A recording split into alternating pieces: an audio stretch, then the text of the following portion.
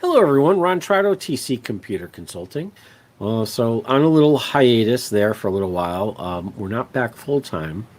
We will be back in April with the new cybersecurity series for small business. Now, tonight I wanted to talk about the Microsoft Exchange vulnerability, just because I've been getting multiple questions all over the place on what it's all about and how does it affect me as a small business. Now, let's talk about the direct impact it's going to have as a small business. Now, if you have an Exchange server, that means not Office 365. If you go to office.com for your email or outlook.com, or you're using something in Azure that's O365, or you know your company uses O365, no worries. This specific vulnerability does not affect you. Now, if you've just opened that thing up and used it out of the box, give us a call.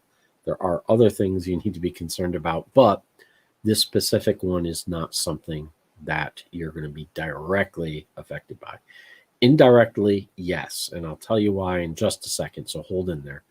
One part of this vulnerability, and there's multiple pieces to the vulnerability. And the vulnerability has been around since 2009 when 2010 Exchange Server was released. So this is 11 years it's been sitting there dormant. And yes, they reuse code throughout all of their servers. So the vulnerability has kind of continued through 2010, 2013, and 2016 server. So what do these vulnerabilities have? What do they do? Well, the Exchange server is a web server for your email. It's a web application, just like Google or your banking app or whatever. It's an application that allows you to see your email. If you've ever used it, it looks like a bit of a watered down version of O365 or a watered down version of the Outlook client. That web server also has other components to it. Most of it you don't see. Some of it is how you deal with your phone when you're remote. Some of it is dealing with address books and how it maintains those. There's a bunch of services in there. One of those services is the Exchange Control Panel, which allows an administrator to go in through the web interface to manage the Exchange server. Now, when I say manage, what I really mean is to set up new mailboxes, to set up delegate accounts. Maybe see where I'm going. Let's put on our cyber criminal hat here for a second and say, ooh, we can get access to all accounts. Sounds like a plan. And that's where the indirect vulnerability is coming out of this. Now, between Microsoft and media and the channel, the top was kind of blown off of this vulnerability big time last week. So I wouldn't expect this vulnerability, hopefully, or this compromise to really affect too many people for too long. But I also just heard that possibly 200,000 Exchange servers might have been compromised. So that's a big number. And out of 200,000, maybe there's 5% that just don't care, or maybe they don't have the people. We're at the tail end of a pandemic. Who knows if there's an IT department left in some of these companies? So we could have Exchange servers that are sitting out there compromised for a while. We don't know. But really what you want to watch for is what you probably should be keeping really good diligence on already, and that is questioning every email that you deal with during the day. Email is the number one way, aside from social engineering, that the bad guys are making money. And most of the time now they're getting in and they're inserting themselves into threads of conversation. They're masking their tracks, and they are figuring out ways to either get paid or get product without paying for it, or without you knowing that you gave them the money, until it's too late and they're off with it. So any email that you get that's any type of transaction or anything that seems even slightly off from a vendor or a client, even if you verify that it's coming from their email server, question it, because there's no guarantee that you are actually talking to the person that you think you're talking to, even if all the other security pieces are in place. So very important to keep that in mind. You have to trust nothing in email right now. So that's your indirect piece of it.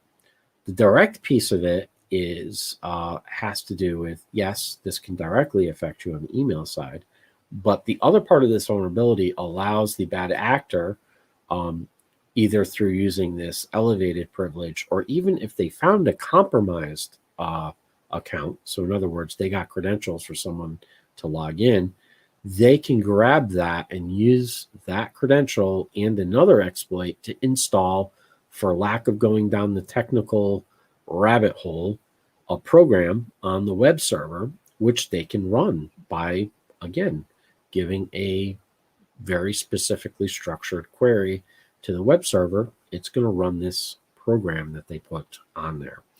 So where does that put us? That puts us in a very bad place if that server is part of a network. Why?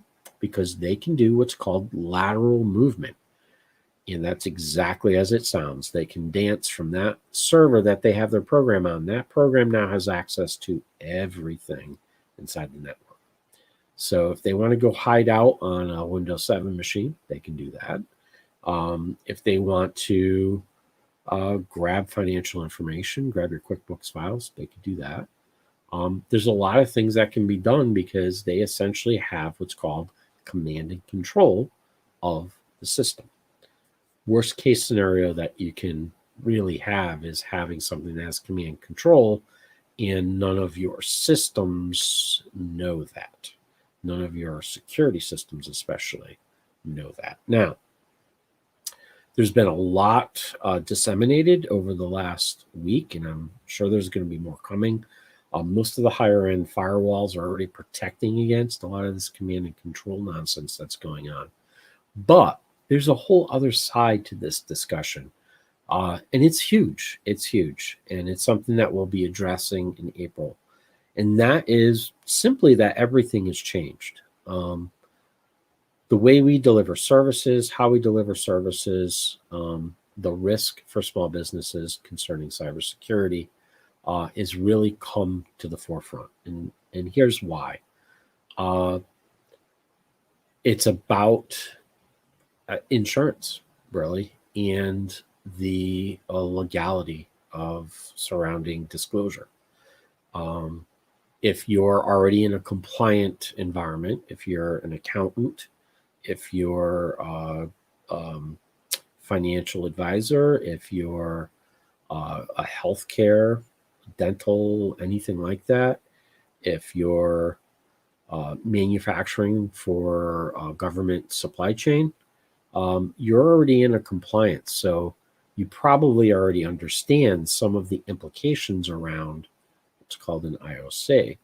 IOC is an indication of compromise. It means that if you look at a server that, for instance, these Exchange servers, and they have a file that doesn't belong there because a program got installed, essentially at that point, you're on the hook to do your due diligence to make sure that your systems aren't compromised. And if they are compromised, determine what has been compromised, when it's been compromised, how much, et cetera, how much data left your premise.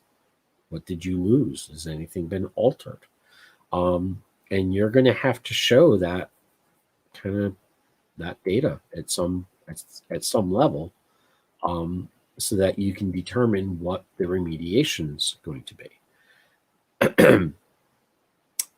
How has that changed from the past? Well, in the past, if you're compliant, you kind of had a lot of the components of this in place.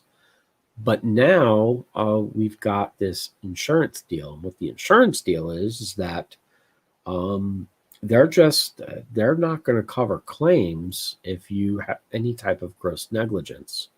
And one of those gross negligence is ignoring an indication of compromise and continuing to use those systems to do business.